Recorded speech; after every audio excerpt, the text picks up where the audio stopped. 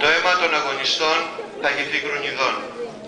Οι μαυρομιχάλιδες θα θυσιάσουν 7 δεκάδες παλικάρια στον όρκο τιμής που σαν άλλοι Σπαρτιάτες έδωσαν στο χώρο τούτο.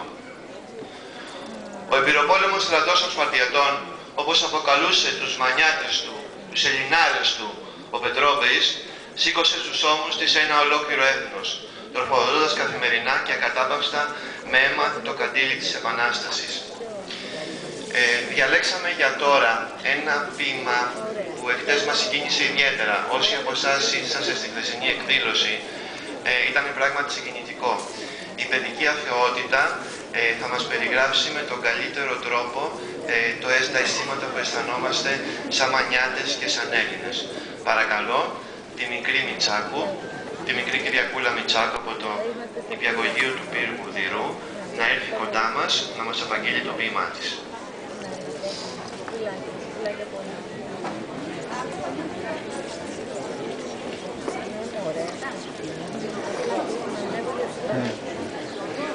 Καλά να είμαστε όλοι.